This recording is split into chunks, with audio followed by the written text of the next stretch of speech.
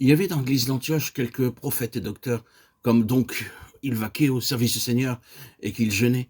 Le Saint-Esprit leur dit: séparez-moi Barnabas et Saül pour l'œuvre à laquelle je les ai appelés. Après donc ils eurent jeûné et prié, ils leur imposèrent les mains et les firent partir. Eux donc, étant envoyés par le Saint-Esprit, descendirent à celle-ci. Acte 13, 1-4.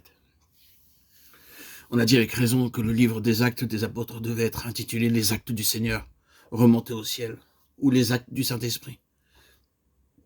La promesse de Christ à son départ: vous recevrez la vertu du Saint-Esprit qui descendra sur vous et vous me servirez de témoin tant à Jérusalem que dans toute la Judée, la Samarie et jusqu'aux extrémités de la terre. Acte 1-8.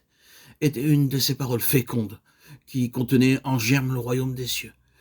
Elle prédisait la manière dont il serait annoncé dans le monde, s'étendrait avec puissance et finirait par triompher de tout.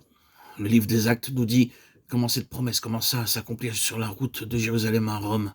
Il nous dit que l'Esprit Saint avait été envoyé aux disciples pour faire d'eux de fidèles témoins de Christ au milieu des Juifs et des païens. Il nous raconte la victoire remportée par le nom de Christ à Antioche et à Rome, ces deux centres d'où l'Évangile devait être porté jusqu'aux extrémités de la terre.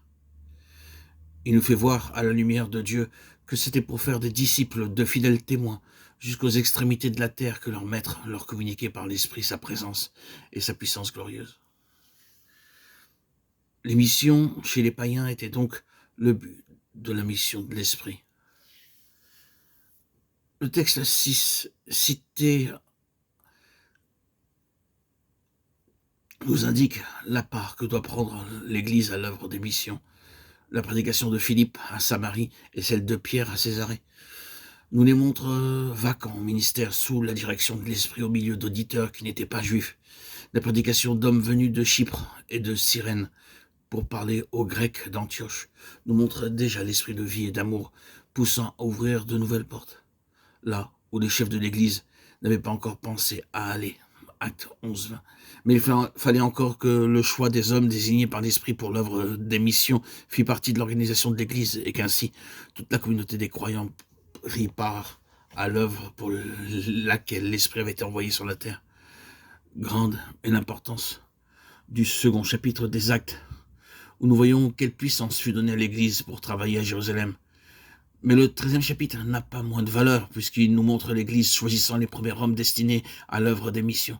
Nous ne saurions assez bénir Dieu de l'intérêt croissant qu'on porte de nos jours aux missions, mais si nous voulons que cet intérêt se soutienne, qu'il soit le fruit d'un véritable amour pour le Seigneur et pour les âmes perdues qu'il est venu sauver. Si nous voulons que l'Église obtienne une influence semblable à celle du jour de la Pentecôte, cherchons à bien comprendre ce que nous enseigne le récit d'Antioche, à saisir que c'est l'intervention directe et puissante du Saint-Esprit qui doit commencer et continuer l'œuvre des missions.